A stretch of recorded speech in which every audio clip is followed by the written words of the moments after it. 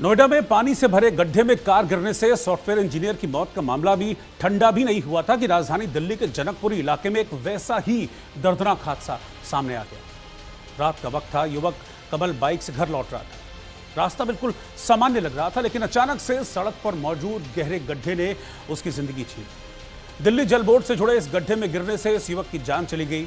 यह घटना सिर्फ एक हादसा नहीं है, बल्कि सिस्टम की गंभीर लापरवाही की ओर इशारा कर रहा है। परिवार का आरोप है कि अगर सड़क पर सुरक्षा के इंतजाम होते तो यह हादसा टाला जा सकता था। इस मामले में दिल्ली सरकार के मंत्री प्रवेश वर्मा ने कहा कि सड़क पर 3 महीने से काम चल रहा था। दोनों तरफ 100-100 मीटर की दूरी पर बैरिकेड लगाए गए थे। पिछले 2 दिनों में यहां एक बड़ा गड्ढा खोदा गया था। इस लेन में कोई ट्रैफिक नहीं था, लेकिन यहां जो घटना हुई है वो बेहद दुर्भाग्यपूर्ण है। सरकार ने दिल्ली जल बोर्ड से जांच के आदेश दे दिए हैं। एक जांच कमेटी भी बाकायदा बना दी गई है और 24 घंटे के अंदर रिपोर्ट जमा करने की बात कही जा रही है। दिल्ली जल बोर्ड के जूनियर इंजीनियर, एग्जीक्यूटिव इंजीनियर और असिस्टेंट इंजीनियर को सस्पेंड कर दिया गया है। सरकार ने सड़क का काम करने वाली कंपनी के खिलाफ भी सख्त कार्रवाई का भरोसा दिया है। इसके साथ ही पुलिस ने पूरे मामले में जल बोर्ड के अधिकारियों और ठेकेदार पर गैर इरादतन हत्या का केस भी दर्ज कर लिया है।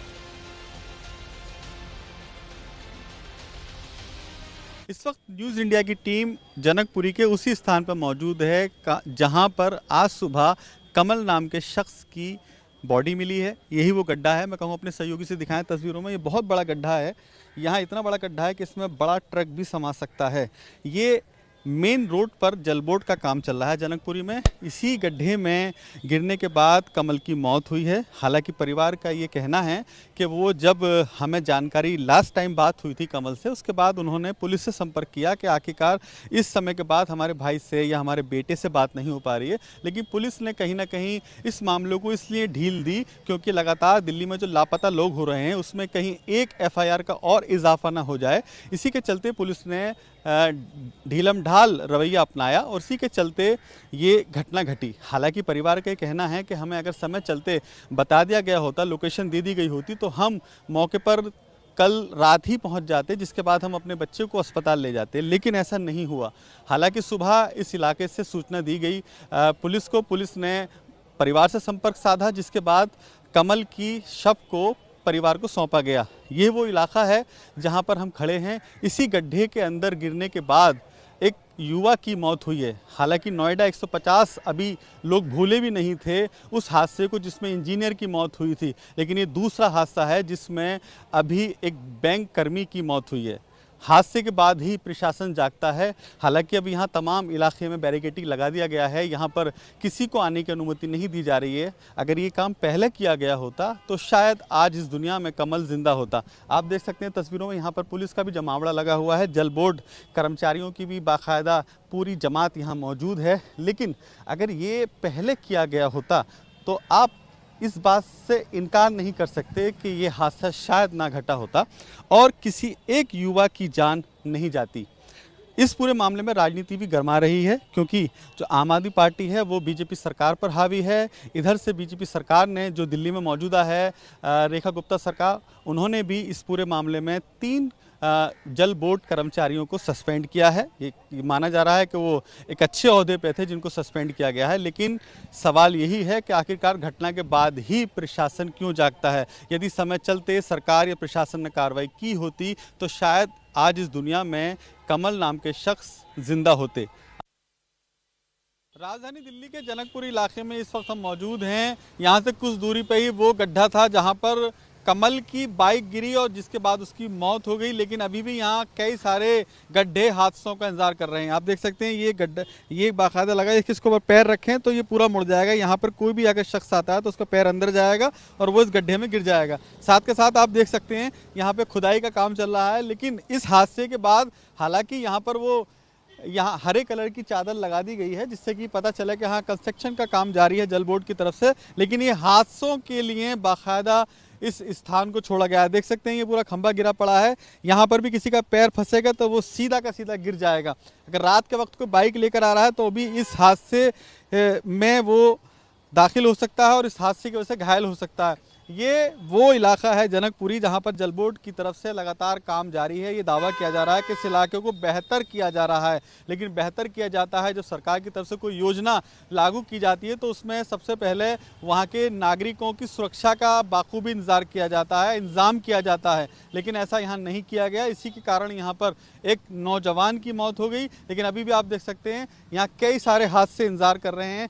यहाँ बड़े बड़े पाइप पड़े हुए हैं और यहाँ पर जाम लगने का सिलसिला बाखूबी जारी है, लेकिन अभी तक कोई मुकम्मल तौर पर यहाँ पर इंतजाम नहीं किया गया। यहाँ से कुछ दूरी पे ही जनकपुरी थाना है और थाने के बाहर ये स्थिति है। आप अंदाज़ा लगा सकते हैं जब थाने के बाहर की स्थिति है तो बाकी जनकपुरी इलाके की क्या स्थिति हो सकती है। हालांकि यहाँ दावे ज़रूर किए जा रहे हैं कि यहाँ बेहतर लोगों को सुविधाएँ मुहैया कराने के लिए काम कराया जा रहा है, लेकिन गड्ढे ये वो गड्ढे हैं जिनमें लोगों की जान जा रही हैं।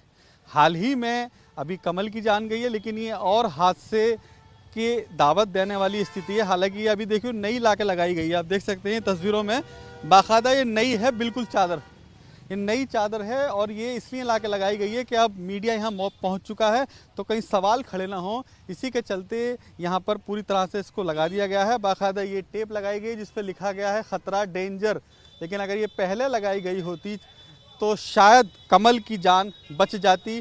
कमल वो शख्स जो बैंक से वापस लौटकर अपने घर जा रहा था, लेकिन वो घर नहीं पहुंच पाया, सिर्फ इसीलिए क्योंकि जल बोर्ड की तरफ से बड़ी लापरवाही इस पूरे इलाके में अपनाई जा रही है और ये वो रुख है जो लगातार लापरवाही के तौर पर इख्तियार किया जा रहा है। गड्ढे तमाम बने हुए हैं, इलाके में जाम लगा पड़ा है और चारों तरफ धूल मिट्टी डस्ट उड़ रही है, लेकिन दावा यही किया जा रहा है दिल्ली सरकार की तरफ से कि जल बोर्ड का काम बाखूबी जारी है और यहाँ पर आपकी सुविधाएं बेहतर करने की भी तमाम तैयारी की गई हैं। लेकिन यहाँ से वाहन वापस लौट रहे हैं क्योंकि जाम लगा पड़ा है, गड्ढे में वाहन गिर रहे हैं, छोटे मोटे गड्ढे आगे भी हैं, उन गड्ढों की वजह से वापस वाहन लौट रहे हैं और ये इस बात का साफ इशारा है कि अभी भी दिल्ली सरकार, जल बोर्ड विभाग किसी बड़े और हादसे का इंतजार कर रहा है। इसीलिए यहाँ पर कोई रिफ्लेक्टर या कोई पुलिसकर्मी यहाँ खड़ा नहीं है जो बता सके कि यहाँ स्पीड से ना आए, यहाँ आप गिर जाएंगे, घायल हो जाएंगे, आपकी जान भी जा सकती है। और ये स्थिति इस पूरे इलाके की लगभग एक समान है। कैमरामैन भूषण के साथ अली शरर, न्यूज़ इंडिया, दिल्ली जनकपुरी। तो 25 साल का एक युवक सिस्टम की लापरवाही की भेंट चढ़ गया, उसकी जान चली गई। अगर ये गड्ढा भरा गया होता, बैरिकेड वहां पर की गई होती, लापरवाहियां नहीं हुई होती तो शायद आज कमल जिंदा होता। और कमल की मौत ने परिवार को तोड़कर रख दिया है, परिवार के सपने भी तोड़ दिए हैं। कमल के भाई और कमल की मां ने इस हादसे के बाद क्या कहा है वो देखिए। नाइट शिफ्ट करके आ रहा था, रोहिणी से घर वापस आ रहा था, जनकपुरी तक हमारी बात हुई, जनकपुरी तक आ गया था, उसने बोला 10 मिनट में घर पहुंच रहा हूँ। वहीं पर ही वो गड्ढा था, उसमें गिर गया। दिल्ली जल बोर्ड ने जो गड्ढा खोद के रखा हुआ है बिना बैरिकेड्स के, बिना किसी उसके, तो वो उसमें गिर गया। तो आप लोग रात में ढूंढने की कोशिश की? रात में बहुत ढूंढा, रात भर हमारी रात बाहर ही कटी है और किसी ने कुछ आगे आए नहीं। पुलिस वगैरह भी एकदम नॉर्मल तरीके से ही काम कर रहे थे, ढूंढवा रहे थे। पार्क, डीसी पार्क जो बहुत बड़ा है, हमें शक था कि वो उसमें है, किसी ने लड़ाई वड़ाई होगी तो वहाँ गया होगा। तो पुलिस वाले तब तो लगे हुए थे, बाकी इतनी खास कार्रवाई नहीं हुई थी, ठोस कार्रवाई नहीं हुई कि बच जाए। बच सकता था, चांसेस थे, पर कोई आगे ही नहीं आया। सुबह तक पापा से ही पता लगा जब फ़ोन उसका चालू था, फ़ोन कॉल जा रही थी, कॉल जाते जाते को कोई उठा नहीं रहा था। तो सुबह 10:30 साढ़े 9 बजे किसी ने कॉल उठाई और बोला यहाँ पे एक्सीडेंट हो रखा है, एक्सीडेंट हो रखा है। उसने लोकेशन बताई, तब हम घर से निकले, तब पता लगा कि तब वो हमें मिला, उधर ही मिला। इससे पहले किसी ने कोई कार्रवाई नहीं करी, ना किसी के पता लगा, खुद से ही पता लगा और किसी सिविलियन ने ही फ़ोन उठाया था, उसी ने बताया था। इसने नहीं दी थी सर हमें, मेरा लड़का गया था उसको ढूंढने, उनको भी नहीं मिला, पुलिस वालों को भी बोला, उनको भी नहीं मिला। फिर उन्होंने सारे में ढूंढा, उससे ऑफिस तक गए, सारे जगह ढूंढ के आए, कहीं नहीं मिला। फिर सुबह जाकर किसी ने कॉल करा कि यहाँ हमारे घर से किसी ने कॉल करा, तो किसी ने उठाया वहाँ कि बोले यहाँ गड्ढे में गिर रखा है।